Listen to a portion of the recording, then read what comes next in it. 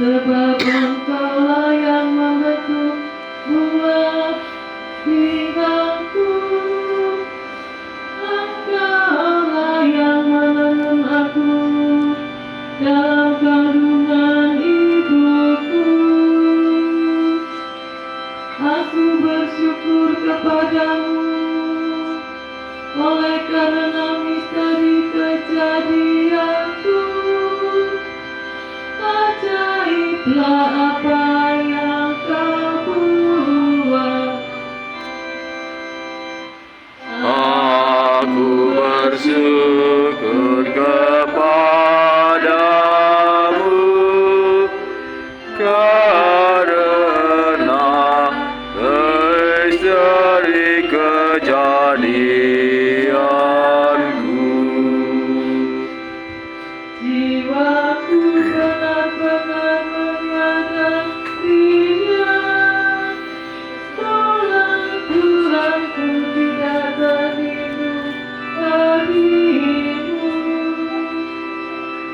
Ketika aku dijadikan di tempat berserta kuning dan direkam di bagian-bagian bumi yang paling bawah. Aku bersyukur kepadamu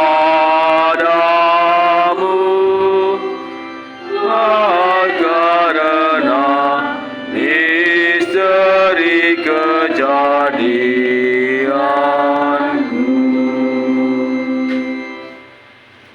Haleluya 952.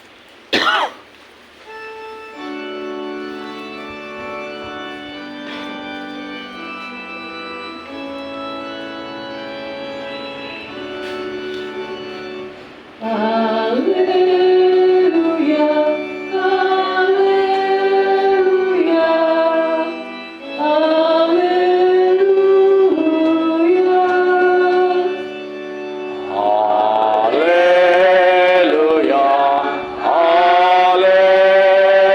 Haleluya, haleluya, haleluya. Engkau hai anakku, akan disebut Nabi Allah yang maha tinggi, karena engkau akan berjalan mendahului Tuhan untuk mempersiapkan jalan baginya. Haleluya, haleluya, haleluya, haleluya,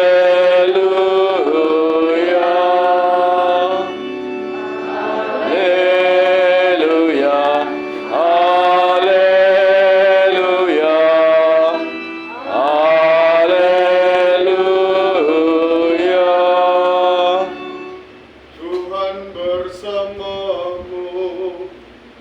Dan bersama rohmu. Inilah Injil suci menurut Lukas. Dimuliakanlah Tuhan. Pada waktu itu genaplah bulannya bagi Elisabet untuk bersalin, dan ia melahirkan seorang anak laki-laki. Ketika para tetangga serta sanak saudara mendengar bahwa Tuhan telah menunjukkan rahmat-Nya yang begitu besar kepada Elisabet, bersukacitalah mereka bersama-sama dengan dia.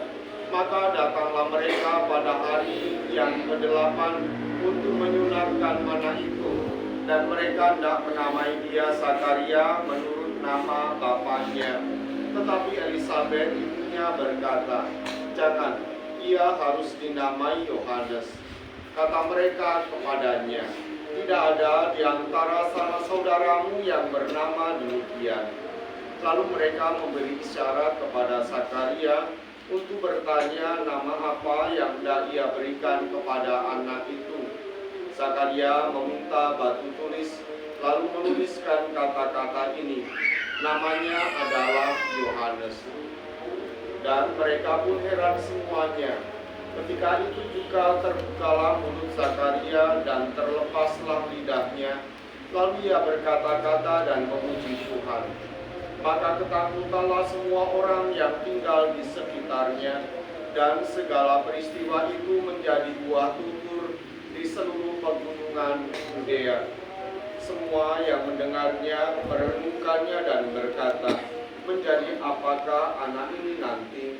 Sebab tangan Tuhan menyertai dia. Anak itu bertambah besar dan makin kuat rohnya.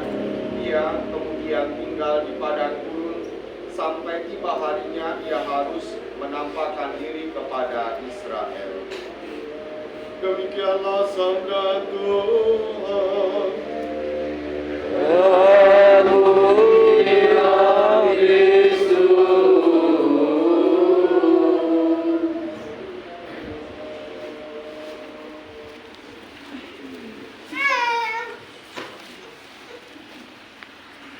Bapak Ibu Saudara-saudari yang terkasih, kalau kita dengarkan bersama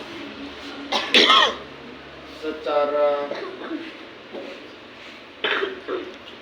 kitab suci, Yohanes Pembaptis menjadi jalan persiapan bagi kedatangan Sang Mesias.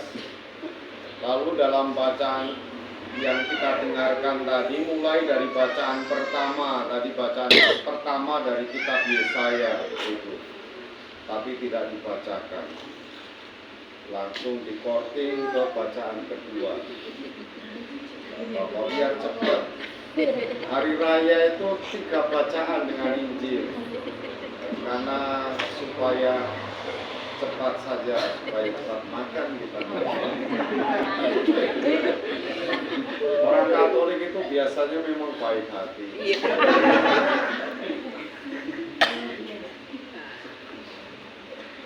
Kalau kita runtut mulai dari kitab Perjanjian Lama, Nabi Yesaya mengungkapkan rencana penyelamatan Allah, menjanjikan Sang Penyelamat. Maka Tuhan sudah memanggil seorang penyelamat, bahkan mempersiapkannya sejak dari kandungan ibu. Demikian tadi dalam kitab Yesaya itu. Engkau adalah hamba-Ku Israel, dan olehmu aku akan menyatakan keagunganmu. Menyatakan keagungan bukan saja mengungkapkan betapa hebatnya Tuhan, tetapi Tuhan yang mau menyelamatkan. Meskipun kadang rahmat Allah itu tampak sia-sia, rahmat Allah kita habiskan, kita boroskan demikian saja. Begitu juga dalam kisah sejarah bangsa pilihan. Berulang kali Allah harus menyelamatkan, tetapi tampaknya rahmat Tuhan habis sia-sia karena mereka berulang kali tidak setia kepada Tuhan. Tetapi Allah tetap memberikan jaminan keselamatan itu. Janji keselamatan, janji kemuliaan yang diungkapkan dalam Perjanjian Lama lewat Mesias yang dijanjikan itu tergenapi dalam penjelasan bacaan kedua Kisah Para Rasul tadi, yang menjelaskan siapa status Yohanes Pembaptis. Dia bukan tokoh utama, dia tokoh yang mempersiapkan bagi tokoh utama, yakni Sang Juru Selamat Mesias sendiri. Maka bagi Yohanes Pembaptis, dia tidak perlu menyombongkan diri atas tugas dan perannya. Bahkan untuk membuka tali kasut Sang Mesias saja dia tidak pantas. Demikian dia rendah hati sampai mengungkapkan bagaimana jalan kemuliaan Tuhan itu harus dilaksanakan dengan kesungguhan hati. Bahkan cara hidup Yohanes Pembaptis juga di padang gurun. Makanannya hanya belalang dan madu hutan. Maka sepanjang hidup sebelum karya Yohanes Pembaptis, dia telah menjalani hidup yang mati raga. Demikian juga dalam peristiwa kematian Yohanes Pembaptis. Meskipun Mesias sudah disampaikan kehadirannya, banyak orang bertobat kemudian mengikuti Sang Mesias di Sungai Yordan. Tetapi Yohanes Pembaptis tetap mewartakan jalan keselamatan, terutama tentang iman dan moral, sehingga ia harus dipenggal kepalanya. Peristiwa kelahiran Yohanes Pembaptis dalam Injil tadi dikisahkan